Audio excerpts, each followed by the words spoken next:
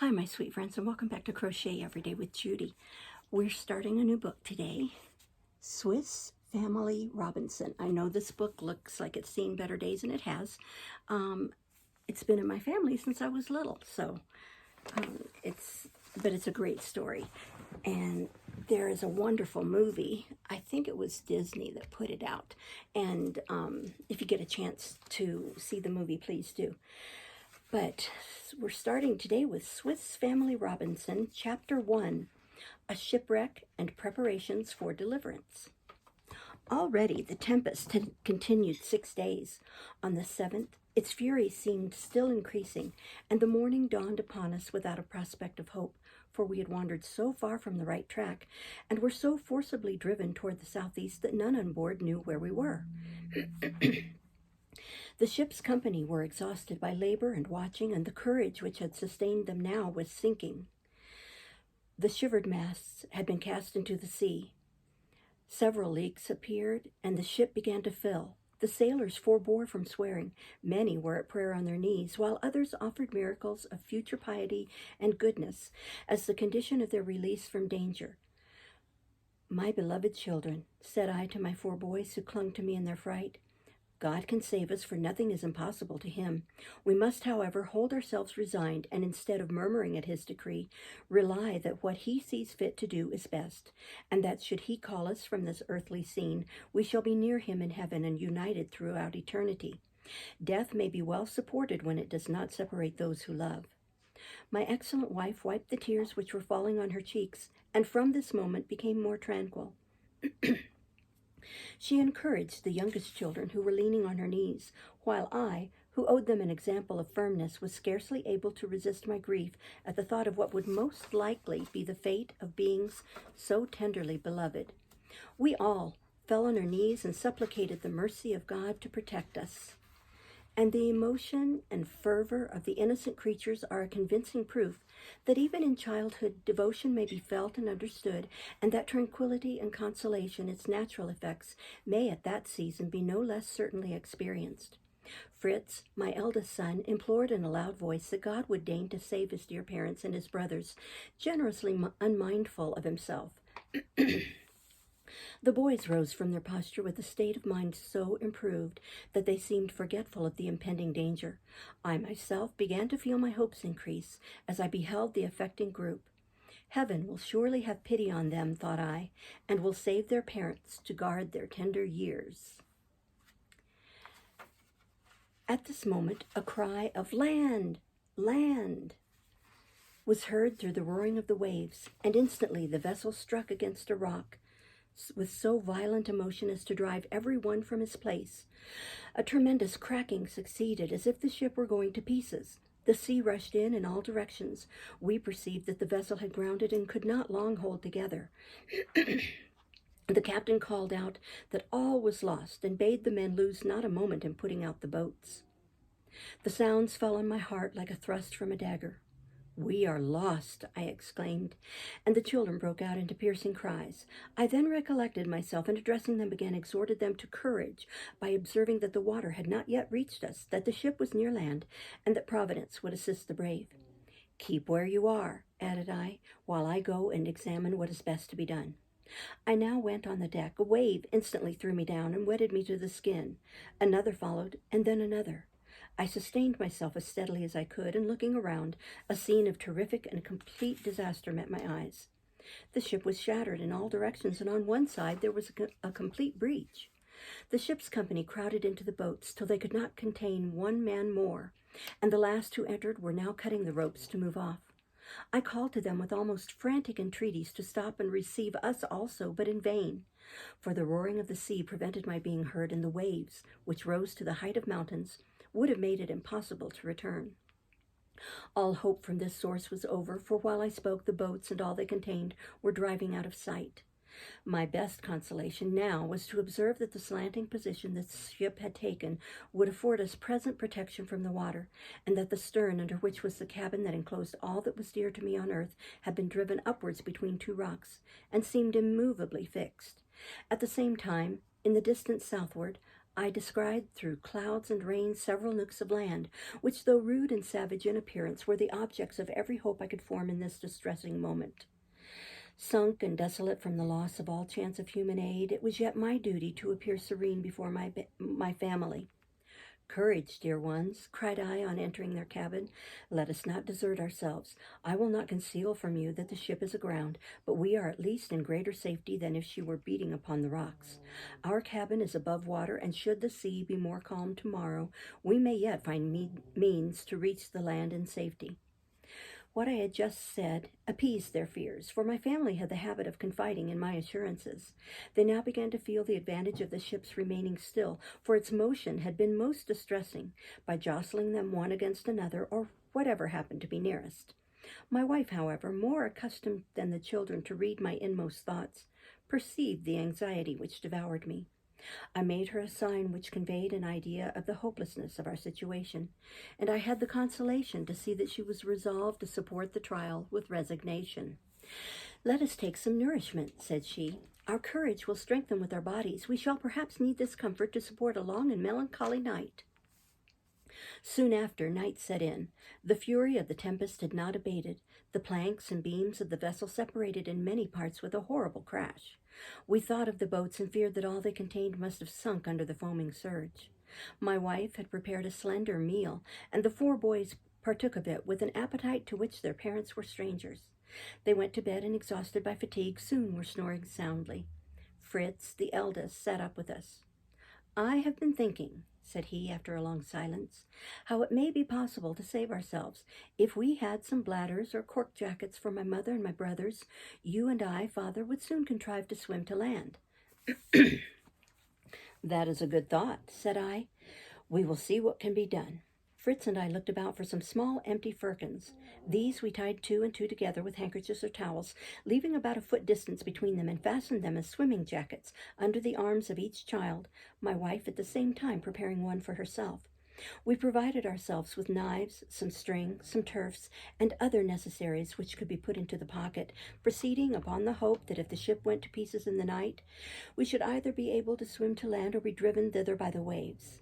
Fritz, who had been up all night and was fatigued with his laborious occupations, now lay down near his brothers and was soon asleep, but their mother and I, too anxious to close our eyes, kept watch, listening to every sound that seemed to threaten a further change in our situation. We passed this awful night in prayer, in agonizing apprehensions, and in forming various resolutions as to what we should next attempt.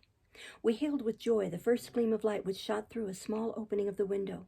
The raging of the winds had begun to abate, the sky was become serene, and hope throbbed in my bosom as I beheld the sun already tinging the horizon. Thus revived, I summoned my wife and the boys to the deck to partake of the scene. The youngest children, half forgetful of the past, asked with surprise why we were there alone and what had become of the ship's company. I led them to the recollection of our misfortune, and then added, "Dearest children, a being more powerful than man has helped us, and will, no doubt, continue to help us, if we do not abandon ourselves to a fruitless despair. Observe, our companions in whom we had so much confidence have deserted us, and that divine providence in its goodness has given us protection. But, my dear ones, let us show ourselves willing in our exertions, and thus deserve support from heaven. Let us not forget this useful maxim, and let each labor according to his strength." Fritz advised that we should all throw ourselves into the sea while it was calm and swim to land. "Ah, that may be well enough for you," said Ernest, "for you can swim, but we others should soon be drowned. Would it not be better to make a float of rafts and get to land altogether upon it?" "Vastly well," answered I, "if we had the means for contriving such a float, and if, after all, it were not a dangerous sort of conveyance. But come, my boys, look each of you about the ship and see what can be done to enable us to reach the land." They now all sprang from me with eager looks to do as I desired. I, on my part, lost no time in examining what we had to depend upon as to provisions and fresh water. My wife and the youngest boy visited the animals, whom they found in a pitiable condition, nearly perishing with hunger and thirst. Fritz repaired to the ammunition room, Ernest to the carpenter's cabin, and Jack to the apartment of the captain. But scarcely had he opened the door when two large dogs sprang upon him and saluted him with such rude affection that he roared for assistance, as if they had been killing him. Hunger, however, had rendered the poor creatures so gentle that they licked his hands and face, uttering all the time a low sort of moan, and continuing their caresses till he was almost suffocated. Poor Jack exerted all his strength in blows to drive them away. At last he began to understand and to sympathize in their joyful movements, and put himself upon another footing. He got up upon his legs, and gently taking the largest dog by the ears, sprang upon his back, and with great gravity presented himself thus mounted before me as I came out of the ship's hold. I could not refrain from laughing, and I praised his courage, but I added a little exhortation to be cautious, and not go too far with animals of this species, who, in a state of hunger, might be dangerous. By and by my little company were again assembled round me, and each boasted of what he had to contribute.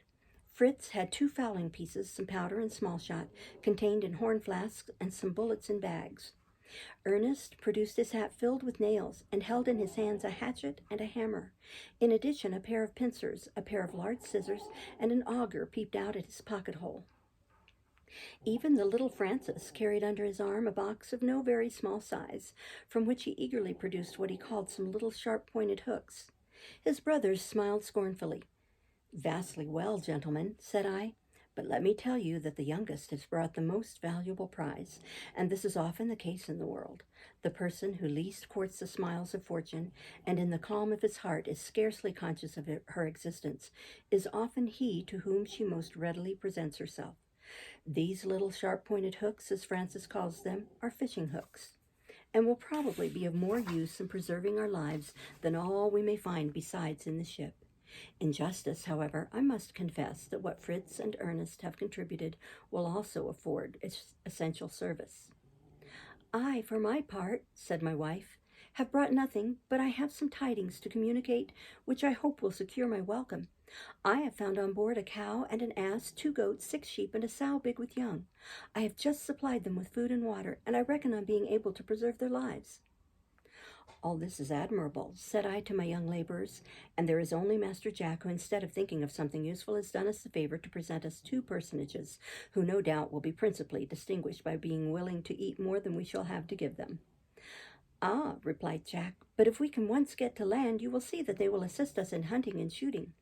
"True enough," said I, "but be so good as to tell us how we are to get to land, and whether you have contrived the means." "I am sure it cannot be very difficult," said Jack, with an arch motion of his head. "Look here at these large tubs. Why cannot each of us get into one of them and float to the land? I remember I succeeded very well in this manner on the water, when I was visiting my godfather at—" "Everyone's thought is good for something," cried I, "and I begin to believe that what Jack has suggested is worth a trial. Quick then, boy, give me the saw, the auger, and some nails. We will see what is to be done." I recollected having seen some empty casks in the ship's hold. We went down and found them floating in the water which had got into the vessel. It cost us but little trouble to hoist them up and place them on the lower deck, which was at this time scarcely above water. We saw with joy that they were all sound, well guarded by iron hoops, and in every respect in good condition. They were exactly suited for the object, and with the assistance of my sons, I instantly began to saw them in 2. In a short time I had produced 8 tubs of equal size and of the proper height.